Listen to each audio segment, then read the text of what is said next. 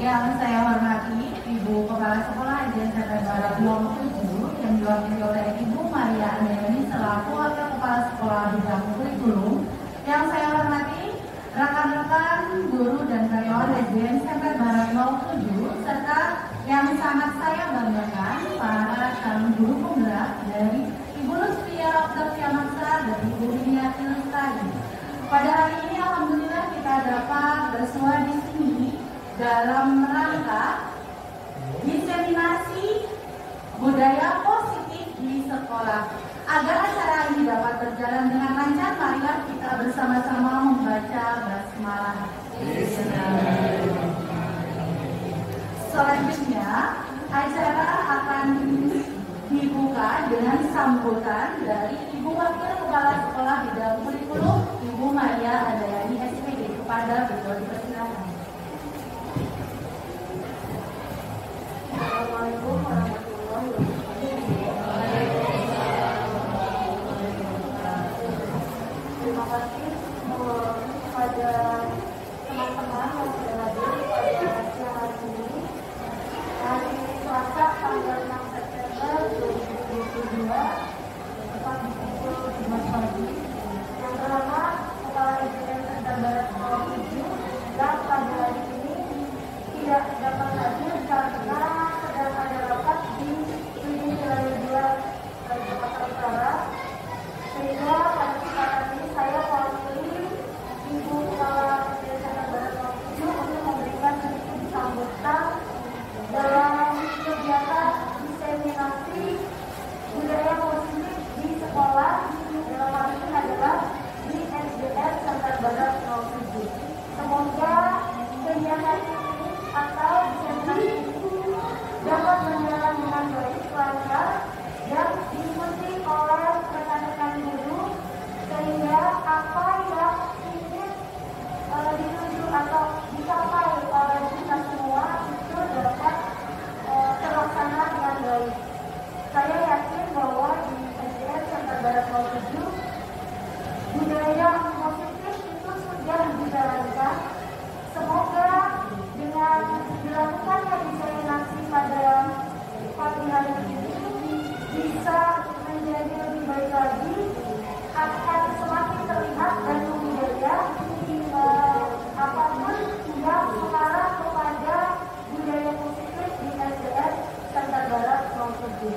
Nanti akan disampaikan oleh Ibu Winiati Lestari dan Ibu Lutfia Octavia Maksa dalam kegiatannya masuk atau tergabung dalam guru penggerak angkatan 5 di tahun 2022. Inilah salah satu yang memang harus diikuti oleh guru penggerak, yaitu memberikan mengadakan diseminasi kepada rekan-rekan yang terutama dalam satu sekolahnya. Saya berpesan kepada rekan-rekan yang ada di SDN Sekitar Barat 07 agar diseminasi ini dapat terlaksana dan diikuti dengan baik oleh rekan-rekan sampai dengan acara ini selesai. Mungkin itu saja yang bisa saya sampaikan. Saya tutup dengan Assalamualaikum warahmatullahi wabarakatuh. Terima kasih saya ucapkan kepada Ibu Maria Andayani SPD selaku Wakil Kepala Sekolah Bidang Kurikulum yang telah memberikan sambutan serta motivasinya. Selanjutnya ke acara inti, yaitu acara paparan diseminasi budaya positif di sekolah SDN SMP Barat 07 kepada Ibu Lutfia Octavia Maksa dan Ibu Winiati Lestari. Dipersilakan. Oke, baik. Bismillahirrahmanirrahim. Assalamualaikum warahmatullahi wabarakatuh. Terima kasih kepada teman-teman untuk kehadirannya dan wakil kepala sekolah yang hari ini mendampingi kami dari CGP Angkatan 5 DKI Jakarta dalam rangka diseminasi modul 1.4 yaitu budaya positif di sekolah. Seperti yang kita ketahui tadi sudah disampaikan oleh Bu Maria, budaya positif di sekolah kita sudah mulai berkembang. Salah satunya adalah basic meriah, kemudian ada kesepakatan kelas dan sebagainya. Di modul 1.4 ini kami akan menyampaikan tentang bagaimana tipsnya ketika kita melaksanakan budaya positif tapi tanpa paksaan, melainkan dengan kesadaran dari anak-anak. Oleh karena itu, marilah kita sama-sama mendengarkan paparan yang pertama akan disampaikan oleh Bu Winiarti Lestari. Kepadanya dipersilakan. Terima kasih Bu Lucia atas kesempatan yang diberikan. Mohon izin Bu Maria dan teman-teman semua. Assalamualaikum warahmatullahi wabarakatuh. Pada kesempatan kali ini saya bersama Bu Lucia akan mendiskusikan tentang budaya positif di sekolah. Jadi bagaimana mendisiplinkan murid tanpa paksaan. Ini yang akan kita bahas mengenai budaya positif. Yang pertama adalah perubahan paradigma mengajar. Jadi di guru penggerak itu yang pertama kali diubah adalah perubahan paradigma kita dalam mengajar. Kemudian disiplin positif. Jadi disiplin itu tidak dengan hukuman, tetapi dengan kesadaran. Seperti apa? Nanti akan kita sampaikan di sini. Kemudian motivasi perilaku manusia, bukan agama maupun masyarakat. Nah, mengenai nilai-nilai kebaikan universal dan bagaimana tadi disiplin positif itu di kelas bisa berjalan akan dilanjutkan oleh Bu Lucia. Silakan Bu Lucia. Oke, terima kasih Bu Ini. Kita kasih buat dulu buat Bu Ini. Terima kasih teman-teman, tadi sudah sangat interaktif sekali dalam menyimak materi tentang budaya positif. Tapi sebelumnya kita speaking dulu. Silakan berdiri teman-teman. Biar ada gerakannya. Karena kita sekolah sehat, di tengah-tengah pembelajaran kita ada kegiatan. Oke. Ikutin gerakan-gerakannya. Kita sedang watak dulu.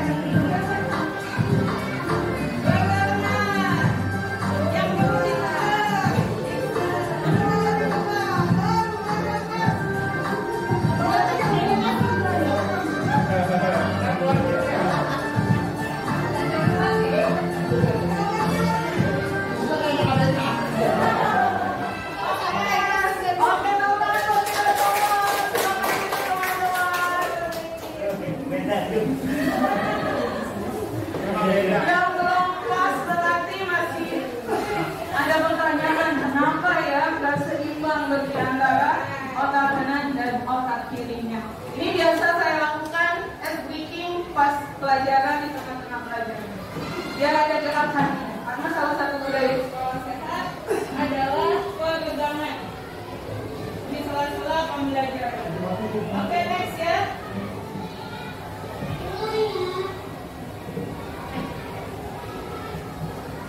Ini sudah disampaikan oleh Bu ini tentang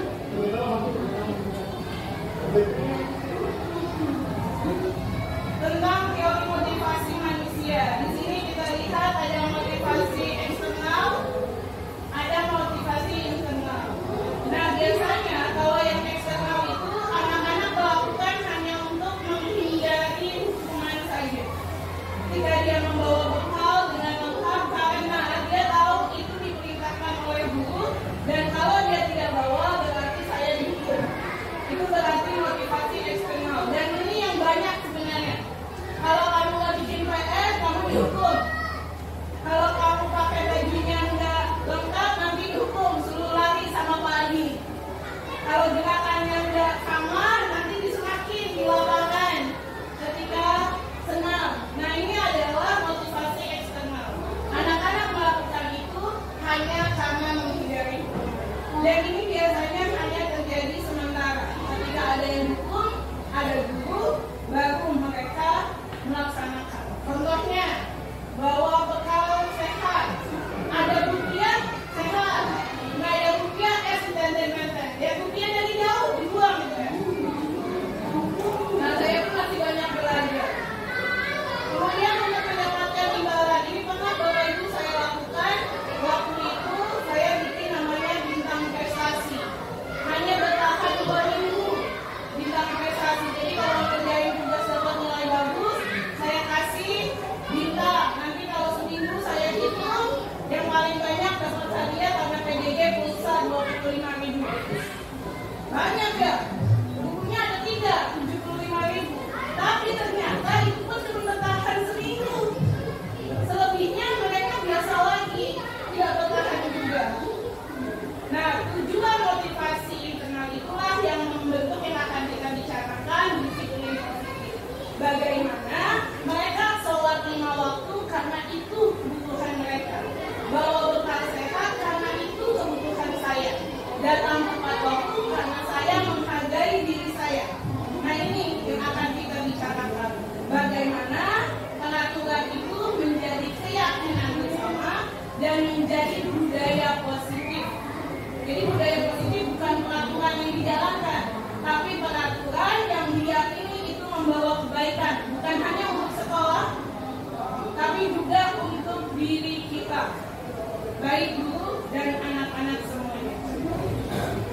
Nah, menurut Ki Hajar Dewantara, merdeka itu artinya tidak hanya terlepas dari perintah, kita diperintahkan untuk kerja lagi, akhirnya tidak kerja lagi. Tapi merdeka itu adalah sesuatu bagaimana kita bisa mencapai kemandirian untuk memerintah diri sendiri. Jadi sholat bukan karena diperintah Pak Gopur, bawa makanan sehat bukan karena diperintah rupiah, tapi memang saya yang memerintahkan diri saya. Kayak tadi analogi ditunggal, tapi disuruh buka aja ikhlas banget, tapi kalau bisa buka. Tapi Bu Anggi yakin saya mau buka. Gimana Pak Bim? Nah, budaya positif itu jangan lagi karena pimpinan atau anak karena guru, tapi budaya positif karena diri kita. Lanjut ya. Nah, di sini untuk membudayakan disiplin positif itu kita harus tahu dulu nih kebutuhan dasar manusia. Hidup bebas. Saya ketika belajar ini, yang saya lihat saya aja nggak tahu nih kebutuhan saya yang mana sih sebenarnya. Kalau ini bunga itu. Dan saya sudah mencoba ke anak-anak kalau subtema ini adalah kebutuhan dasar. Ini yang banyak, dia nggak bisa punya budaya positif atas diri dia sendiri. Bluetooth mode. Kalau kebutuhan dasarnya belum dipenuhi, contoh anak itu ternyata lapar, dia nggak kepikiran tuh beli baju yang bagus kalau dia itu lapar. Atau kebutuhan rumahnya aja 1 rumah 3 kepala keluarga, dia nggak kepikiran bikin PR yang baik yang bagus karena kebutuhan dasar tidak dipenuhi, tidak terpenuhi. Atau kita lihat kebutuhannya adalah power, kekuasaan, dia seorang yang pengen didengar. Nah, ini yang harus kita lihat. Atau kebebasan, kebutuhan si anak ini, dia pengen bebas karena ternyata di rumah selalu dikekang sama ayah dan ibunya. Atau dia butuh kesenangan ketika belajar, senang ketemu Pak Iwan misalnya. Kayak anak kelas 6 lagi kalau ketemu Pak Iwan, ya kan? Dia senang datang ke sekolah. Atau belonging, merasa dihargai. Ketika dia melaksanakan sesuatu, dia akan merasa dihargai.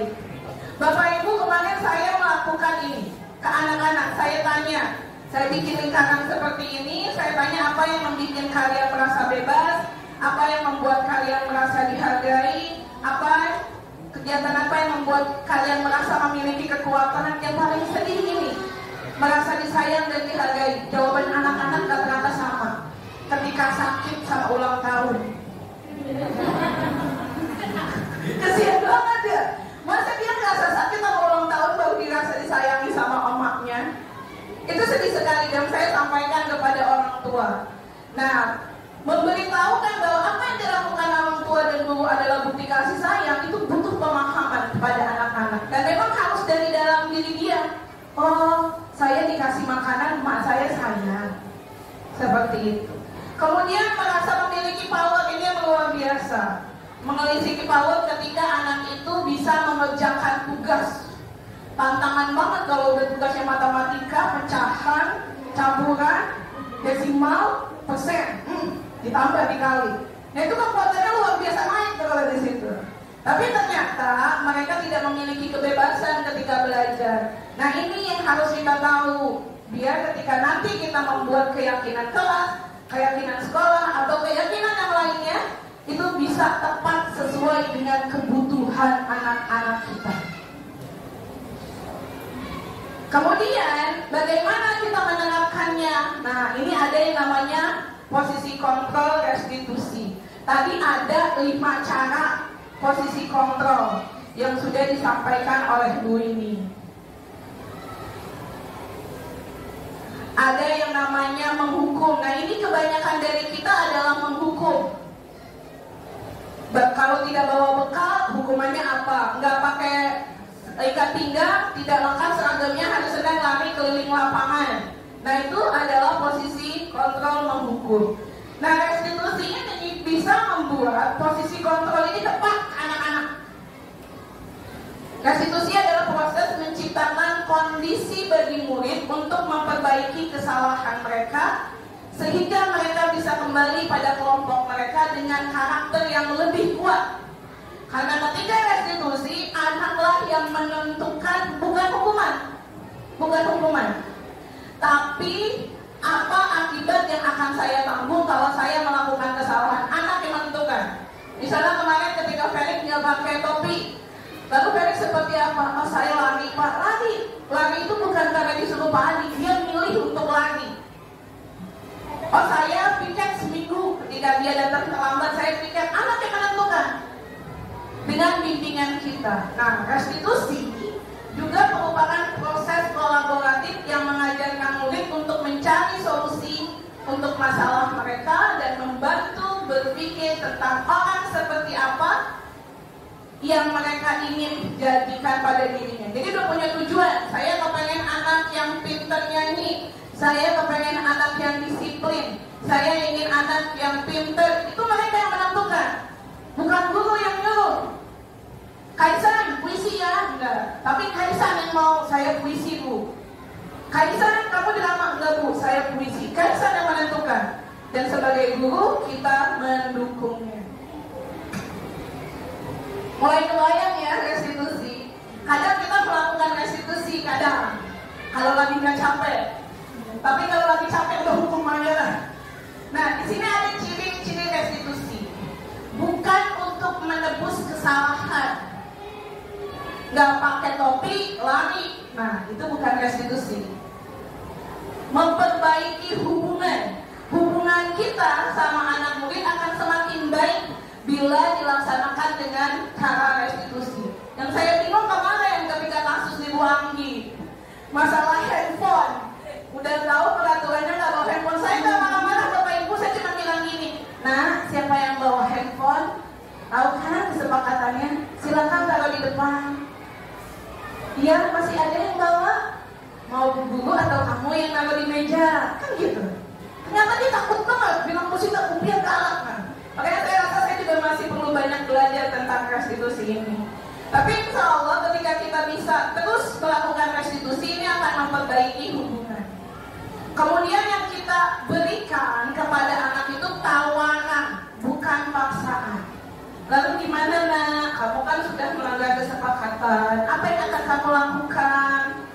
Saya pakai beli Bu perlengkapannya. Nah itu anak. Dia akan membeli besoknya, nggak beli, kita tanya lagi, restitusi lagi. Ini jalan panjang memang menuju kedisiplinan. Nah, restitusi menuntut untuk melihat ke dalam diri. Kenapa Rehan telat? Bagaimana supaya tidak telat? Lama restitusi udah sebentar. Enaknya kan gini ya, terlambat nyapu, terlambat ngepel enak. Tapi habis itu apakah dia nggak akan terlambat? Insya Allah terlambat lagi. Karena dia nggak salah cuma ngepel, cuma nyapu gampang, cuma lari ya gampang. Besok dia terlambat lagi. Maka yang harus kita lakukan adalah menuntut untuk melihat ke dalam diri bahwa disiplin datang tepat waktu itu kebutuhan mereka. Nah, ini restitusi diri adalah cara yang paling baik, fokus pada karakter bukan tindakan. Karakter yang ingin kita tumbuhkan. Lalu karakter apa nak yang bagus ketika kamu datang tepat waktu? Oh, disiplin Bu. Kalau kamu ngerjain PR terus, itu karakter apa yang kamu miliki? Dia menemukan bertanggung jawab Bu, menemukan sendiri bukan kita. Nah, dan fokus pada solusi bukan hukuman. Sekali lagi bukan hukuman. Ketika anak-anak nggak pakai seragam kemarin hari Senin, lalu dihukum lari, itu fokusnya ke hukuman, bukan solusi. Kalau solusi kembalikan ke guru kelas ajak ngobrol. Kenapa nggak pakai topi? Kenapa lupa? Bagaimana supaya nggak lupa? Mereka yang menemukan. Lama itu. Nah, restitusi mengembalikan murid yang berbuat salah pada kelompoknya. Kelompoknya itu yang mana? Anak-anak yang tidak berbuat salah. Itu yang mau kita pilih. Jadi bagus ketika kemarin ada anak yang pacaran misalnya, diajak ngobrol sama Bu Puput. Akhirnya dia yang menemukan, dia Bu saya putus. Bukan Bu Puput yang juga putus, enggak. Bu Puput cuma mengarahkan, lebih baik fokus, gitu ya Bu ya. Anak yang memutuskan di depan ANBK. Langsung misi selesai. Yang laki-laki nyaman, udah gue bebas. Yang perempuan kalau masih sedih, oh itu urusan berikutnya yang Bu Puput ya. Untuk bagaimana menerima. Tapi itu restitusi yang sudah dilakukan oleh Bu Puput. Makanya saya bilang restitusi itu sudah dilakukan sama kita. Cuma seringnya kita males karena kita lagi capek, lagi marah, akhirnya langsung mengambil posisi kontrolnya menghukum. Kalau nggak menghukum, berbuat salah. Kamu gimana sih nak? Nggak pernah bawa nasi lengkap sesuai isi piringku.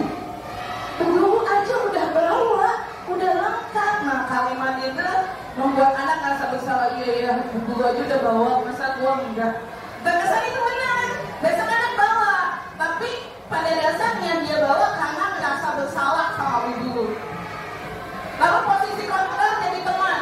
Ayolah demi guru, ini guru udah bikin loh materi yang bagus, belajar lah. Kita kan teman. Biasanya ini saya dulu banyak kayak gini apalagi kelas 6. Tapi ternyata ini tidak efektif karena akhirnya murid ngerasa terlalu dekat sama guru. Akhirnya gampang lah Bu Pia, tenang aja lah Bu Pia. Dan ini baru terjadi sama saya kemarin. Ketika saya tanya main nyolong aja sambil balik badan. Saya tanya karena ngerasa udah sering jadi teman nih di lapangan bercanda sama Bu Pia. Ternyata ini pun tidak efektif. Atau memantau, cuma nanya, menghitung kira-kira nih anak udah benar belum ya, kalau udah salah baru dilurusin dan sebagainya. Dan posisi kontrol yang kelima, manajer, ini yang saya pun baru belajar Bapak Ibu. Dan ini memang jarang sekali kita lakukan. Bagaimana kita ketika anak bersalah tidak langsung ngejudge mereka salah, tapi ajukan dulu pertanyaan. Dan posisi kontrol sebagai manajer ini bisa kita lakukan dengan restitusi tersebut. Contoh, bagaimana sih kita menjadi seorang manajer ketika anak berbuat salah? Ketika anak tidak mengembalikan buku, kita tanya dan akhirnya oh iya Bu, buku diletakkan di tempatnya. Ini yang sering terlupa. Kita tidak menekankan keyakinan kelas apa atau nilai kebajikan apa yang mereka miliki ketika mengembalikan buku ke tempatnya. Ini yang lupa nih. Ini anak yang menemukan tanggung jawab Bu, saya tanggung jawab, saya yang ngambil buku, saya yang mengembalikan. kembalikan. Dilarang mengganggu orang lain. Apa nilai kebajikannya? Ini anak harus menemukan. Menghormati orang lain. Hadir ke sekolah 15 menit. Menghormati orang lain dan berkomitmen, ini yang jarang sekali kita terangkan ke anak-anak. Dan ini harus anak-anak yang menemukan ketika anak-anak berbuat salah. Anak-anak tidak pakai seragam, kita ajak ngobrol. Nah, kalau kamu pakai seragam tiap hari lengkap, ganteng, cakep, nilai kebajikan apa yang kamu dapatkan? Bu, nilai kebajikan apa, Bu? Tanya lagi mereka kayak gitu. Lama, tapi insya Allah kalau sering kita lakukan, anak-anak akan paham. Lama-lama jelasin lagi. Gunakan masker. Kenapa harus gunakan? Ini gampang banget anak jawab. Kesehatan, Bu. Besoknya lupa lagi. Restitusi lagi, Bu. Sampai mereka benar-benar yakin kesehatan itu dengan memakai masker. Dan ini baru kejadian kemarin nih. Jangan pelangi di dalam kelas atau di koridor. Nanti kaca pintu pecah. Ini kejadian ya. Mau ngumpul sama Bu Abi kayaknya mau bersama ini. Kemarin saya itu sama anak tersebut, sama 2 anak kelas Bu Puput, saya cuma manggil. Pertama memang kalau saya ingin tahu siapa yang bersalah, saya akan cari informasi sebanyak-banyaknya bukan sama anak yang salah. Saya udah tahu namanya, saya kelas Bu Puput, saya cuma panggil. Mereka maju, saya hadapkan sama pintu yang bolong, saya tanya, nah ini pintu bolong, silakan cerita. Bu dia nggak marah, cerita aja. Gak apa-apa nak, salah yang penting kamu gak terluka kan. Awalnya takut cerita, tapi akhirnya mengalir, ya Bu begini, gak pakai marah enggak. Apakah saya gak marah saat itu? Marah Pak, karena saya udah puyeng nahan marah, ini bocah. Tapi karena saya udah belajar dari restitusi, supaya mereka tahu hukuman itu atau konsekuensi harus mereka miliki, harus mereka temukan sendiri. Jadi gak pakai marah-marah. Nah, diawali dari peraturan kelas. Awalnya kan kita bikin peraturan ya, bikin PR. 3 kali nggak bikin PR, panggil orang tua. Nah, kalau peraturan ini dari guru biasanya. Sekarang kita naikkan keyakinan kelas. Keyakinan kelas ini kesepakatan bersama. Libatkan anak, libatkan orang tua. Di kelas saya ada kesepakatan atau keyakinan kelas untuk memenuhi air galon, kita ada uang kas setiap hari Senin 2.000. Yang menentukan bayarnya hari Senin, yang menentukan besarnya 2.000 itu anak-anak. Silakan nak diskusi. Saya tinggal duduk, itu kelas 6. Bagaimana kelas 1? Pasti punya caranya sendiri. Ketika ini sudah ada keyakinan kelas, lingkungan positif tercipta, maka budaya positif yang bukan paksaan akan tercipta juga di lingkungan sekolah kita. Nah, ini segitiga restitusi yang tadi saya sampaikan. Yang pertama, menstabilkan identitas. Jadi ketika kita mengambil posisi control manager, kita menerapkan segitiga restitusi ini. Yang pertama, menstabilkan identitas. Yang kedua, validasi kesalahan. Yang ketiga, menanyakan keyakinan. Contoh dari menstabilkan identitas, biasanya kalau anak-anak habis berbuat salah pasti deg-degan, takut disalahin. Yang saya lakukan, ya nak, gak apa-apa, kamu gak terluka kan, gak kena kacanya kan, gak apa-apa. Sekarang yuk cerita.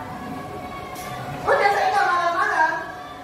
Akhirnya anak itu cerita, ya saya lari-lari di koridor, terus saya pegang gagang pintu. Dia pasti akan ada pembelaan, tapi saya nggak tahu Bu, kenapa dia kena tempat listrik jadinya pecah. Nah, itu pembelaan. Baru kita validasi kebutuhannya. Kesalahan dia apa menurut kamu lari-lari di koridor benar tidak? Tidak Bu. Boleh tidak? Tidak Bu. Kalau begitu kamu salah tidak? Salah Bu. Nah, kesalahan itu dari anak-anak ketika dia tahu lari-lari di koridor itu salah, dia. Jadi kita mancingnya dari pertanyaan. Menurut kamu benar nggak kelas 6 waktunya belajar terus punya pacar? Dia pasti lihat bukunya dulu, bukunya dukung nggak, kayaknya nggak dukung, oke enggak Bu. Itu biasanya kalau kelas tentang pacaran tuh. Nah, kalau dia sudah menyadari kesalahannya itu, baru kita ke tingkat yang ketiga, menanyakan keyakinan. Lalu bagaimana yang akan kamu lakukan untuk memperbaiki masalah ini supaya kaca pintunya baik? Bagaimana? Dia kemarin anak berdua itu, terserah kamu, nggak apa-apa. Gimana caranya? Ganti Bu, nggak apa-apa. Iya. Sebelum ketemu Bu sudah ngomong siap mengganti. Dan itu ditemukan sama anak-anak kita, bukan kita yang ngomong. Kalau Bu Anggi yang ngomong, pokoknya ganti berdua 75.000 kayak ngasih Bu Sita tahun lalu. Itu pasti kita masalah. Tapi karena anak-anak yang bilang ganti Bu, oh, udah silakan bicara ya berdua. Tanya harganya berapa? Kayak Bu Sita, hari Senin harus sudah beres. Itu Bu Sita kayak gitu. Baik, mungkin karena ini menstabilkan identitas, nanti sesinya akan kami berikan ke Bapak Ibu untuk mempelajari, dan videonya juga akan kami berikan untuk Bapak Ibu pelajari bagaimana melakukan restitusi. Karena memang waktu yang terbatas, sudah masuk jam pelajaran berikutnya. Kami ucapkan terima kasih karena sudah mau mendengarkan kami memaparkan tentang modul 1.4. Semoga bermanfaat. Nanti mungkin saya minta beberapa teman untuk memvideokan atau ada yang pernah melakukan testimoni tentang restitusi dan budaya positif. Dari kami cukup sekian. Wassalamualaikum warahmatullahi wabarakatuh. Terima kasih Bapak Ibu atas partisipasi aktifnya hari ini. Kami ucapkan banyak-banyak terima kasih. Sekian, wabillahi taufiq wal hidayah. Wassalamualaikum.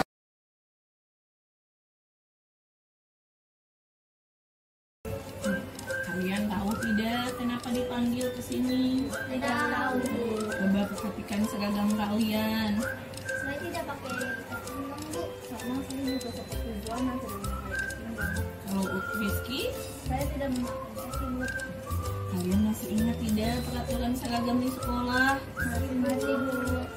Lalu ada apa dengan seragam kalian hari ini? Kenapa tidak lengkap? Bilang, Bu.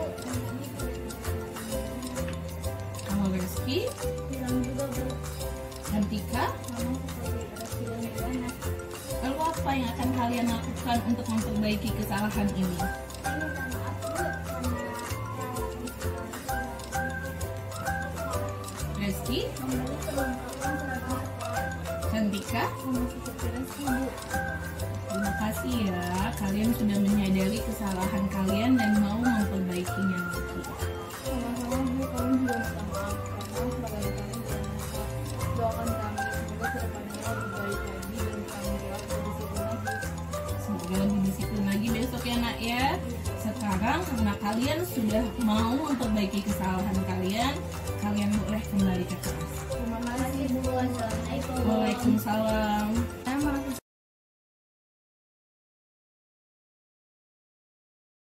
Karena Bu Guru menegur saya tidak dengan cara marah-marah. Terima kasih. Wassalamualaikum warahmatullahi wabarakatuh. Sebelumnya minta maaf karena sudah melakukan pelanggaran peraturan sekolah. Dan terima kasih kepada Bu Guru karena telah mengarahkan kami untuk tidak melakukan pelanggaran lagi. Terima kasih. Wassalamualaikum warahmatullahi wabarakatuh. Berterima kasih karena cara Ibu tidak membentak saya. Wassalamualaikum warahmatullahi wabarakatuh.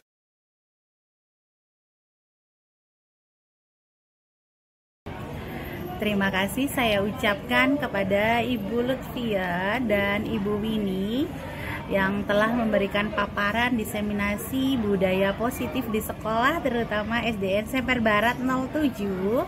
Kami mempunyai banyak pengetahuan tentang arti kata disiplin. Ternyata kami sebagai seorang guru masih harus banyak belajar bahwa disiplin itu tidak semata-mata untuk memberikan hukuman kepada anak didik kita, tetapi bagaimana caranya kita menyadarkan kepada mereka bagaimana melakukan kedisiplinan tersebut tanpa melakukan hukuman.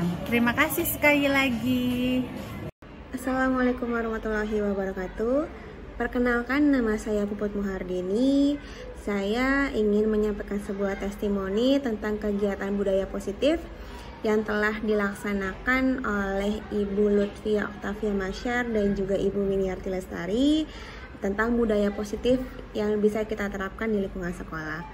Jadi dari kegiatan hari ini dapat banyak pembelajaran yang bisa saya ambil, terutama dari kegiatan restitusi yang telah disampaikan oleh Ibu Lutfia. Jadi Ibu Lutfia menyampaikan tentang sebuah restitusi ketika ada sebuah permasalahan kepada siswa. Dengan kegiatan ini tuh saya dapat mengambil kesimpulan atau dapat pembelajaran bahwa guru itu dapat menjadi fasilitator atau dapat membimbing siswa dengan baik ketika siswa sedang mengalami sebuah permasalahan di kelas maupun di lingkungan sekolah. Dan juga siswa tersebut dapat mencari sendiri solusi yang dapat mereka lakukan sesuai dengan keinginannya mereka tanpa ada sebuahnya paksaan. Terima kasih banyak kepada Ibu Lutfia dan juga Ibu Winnie atas pemaparan hari ini. Sukses selalu untuk kalian berdua. Wassalamualaikum warahmatullahi wabarakatuh.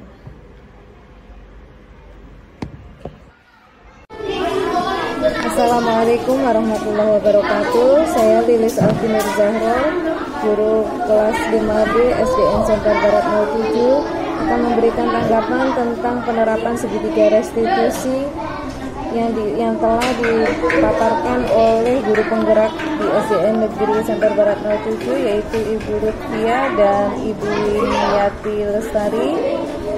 Saya berpikir bahwa hal itu merupakan suatu solusi yang tepat untuk diterapkan di sekolah untuk memberikan kesadaran kepada anak didik, kepada peserta didik tentang suatu permasalahan yang mungkin mereka ciptakan atau yang mereka dapatkan tanpa ada paksaan atau tanpa ada tekanan dari guru kepada peserta didik, tetapi memberikan kesadaran kepada peserta didik itu sendiri bahwa apa yang mereka lakukan merupakan suatu kesalahan dan mereka bisa menemukan